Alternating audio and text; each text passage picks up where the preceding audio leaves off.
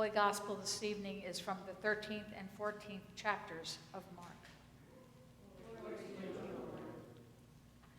But about that day or hour no one knows, neither the angels in heaven nor the Son, but only the Father.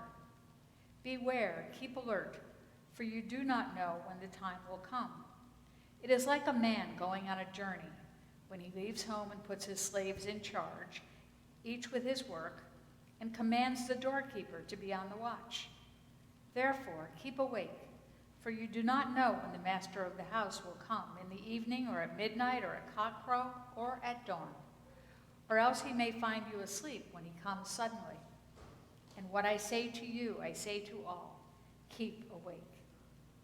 It was 2 days past the Passover and the festival of the unleavened bread. The chief priests and the scribes were looking for a way to arrest Jesus by stealth and kill him. For they said, not during the festival, for there may be a riot among the people.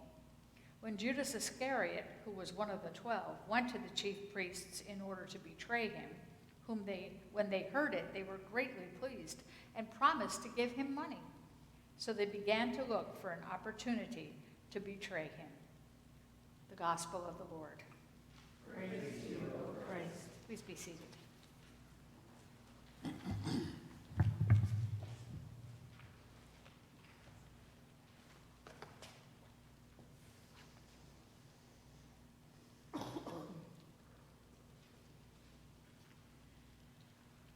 As Elias and Abigail continue their spiritual journey through Passover, they remain fascinated and curious about the itinerant Galilean rabbi, Jesus.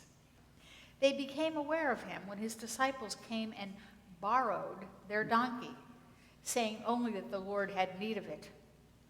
Elias went in search of the supposed thief when he was told that he and his donkey were headed toward Jerusalem.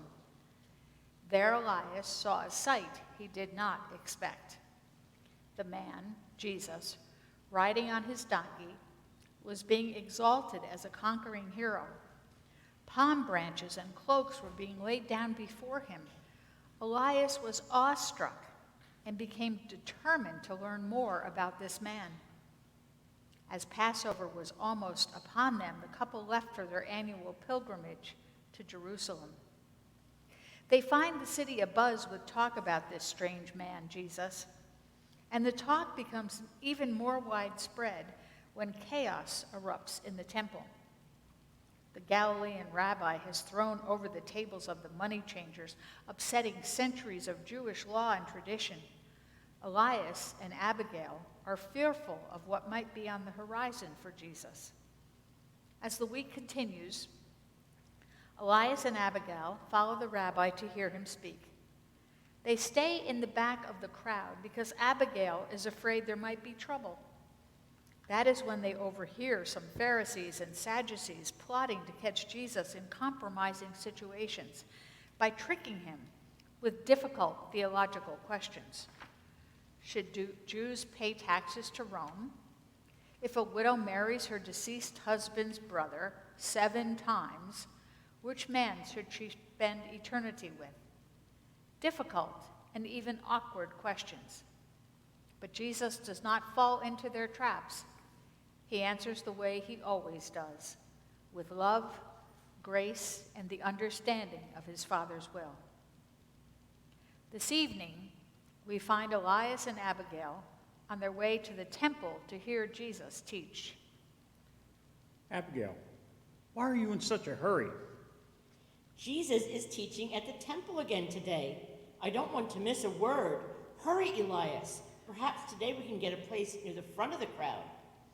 And here I thought I was excited about Jesus. We have been following him every day since he got here. We haven't even kept any of our annual Passover traditions. Our traditions can wait until next year. Jesus is here now. You were absolutely right about him. He is a wonderful man, a great teacher. His ideas are new and not always what the temple leaders want to hear.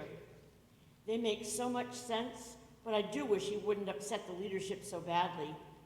His teachings cut straight to my heart, and I would hate for anything to happen to him. What could happen? Look at the crowds that surround him. He is the talk of all Jerusalem. Even if the leaders wanted to do away with Jesus, they would be foolish to move against him. I assure you, no one is interested in starting a riot, especially not during our greatest festival week. I hope you're right, but what if Jesus pushes them to it? I am certain that some of the things he says are meant just to anger the chief priests. That is not wise. Don't be silly, Abby. You are reading too much into what Jesus says. Why would he want to create problems with the temple leaders? You think he wants to get arrested? That makes no sense to me at all. Of course it makes no sense. That's why I'm worried and confused. My women's intuition tells me that Jesus might just be goading those leaders. I don't understand it at all. What would he accomplish by getting arrested and punished? It's beyond me. I think he would be much more effective if he kept a low profile. His teaching and preaching is reaching the crowds. Why must he antagonize the temple leaders? The couple make their way to the temple to hear Jesus. Elias moves a bit ahead of Abigail. As Abigail is making her way, she is in a thoughtful mood, and she does her best to make sense of what's happening. What does this all mean? There is surely something of great importance happening here. If only I could figure it out. I have been listening to Jesus all week. He has challenged everything I thought I knew. When I first saw the mess he made in the temple, I was certain he was in trouble. But people have told me that they believe what he said was right. Everyone knows that the temple money changers are unfair and that they overcharge on the exchange. Will we all accept it as a part of doing business to meet the requirements of the law, but not Jesus?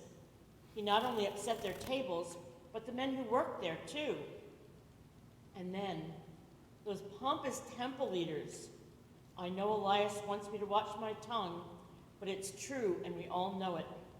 They strut about as though they were God's exclusive agents, all above reproach and correction. All Jesus did was put them in their place. They asked him such ridiculous questions, but I have seen the truth in what he says, and I am not the only one. There are so many who come to listen. True, some are very upset by what he says. They do not have the courage to challenge him, but there is no doubt that they are very angry. I can see it in their eyes. So much of what he says makes perfect sense to me, but today, what he said today scared me. Today he said that heaven and earth would pass away. And worse, he said that no one would know the day or hour. How can he say these things and not tell us when it will happen? Is he speaking in riddles? Is this as true as everything else he says? I'm starting to think I should have followed my first inclinations and stayed far, far away from this man. I got so caught up in his preaching and teaching that I abandoned my caution. Now, I am frightened. There is something very strange going on, that much is certain. As Elias and Abigail approach the temple, they see 3 men whom they recognize as chief priests huddled in what appears to be a private and even clandestine meeting. They're over there having a conversation. A 4th man joins them. He is one of Jesus' 12 disciples, the one called Judas. One of the 3 men is carrying a money purse, and after some animated conversation, he hands the purse over to Judas, who opens it, glances at its contents, and shakes hands with the chief priests. The 3 leave, and Judas is left alone to ponder what he has just done. Elias has seen this bizarre exchange and even thought he recognized the 4th man as one of Jesus' disciples. He's curious and wonders aloud to Abigail, what just happened? What did he just see? Did you see that? See what, Elias? The streets are so crowded I can't see anything. The city is certainly buzzing with Passover excitement, but I could have sworn I just saw one of Jesus' inner circle just pass by us. And what did you expect? Did you think he'd notice you and stop for a chat? No, Abby, I did not expect him to notice me. But look around and tell me where we are. Oh, have we changed the subject now? What does where we are have to do with one of Jesus' followers? We happen to be standing right in front of the residences of the chief priest. And you think that one of Jesus' men was visiting the chief priests? That would be strange indeed. I don't know what to think. All I'm saying is that when he rushed past us, he looked very nervous, suspicious even. Maybe he was meeting with the chief priests to ask them to forgive Jesus for all the radical things he's been saying. He's probably afraid that Jesus is going to get them all in trouble. I suppose that could be it, but why would he be so nervous about that? Perhaps they denied the request. What exactly were you thinking? Betrayal! Elias, you're talking about betrayal. Greater men than Jesus have been betrayed by their own.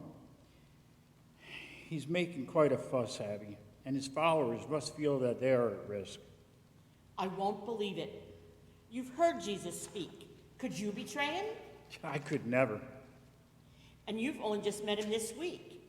How then do you suppose someone who has walked with him and been at his side for years could hand him over to his enemies?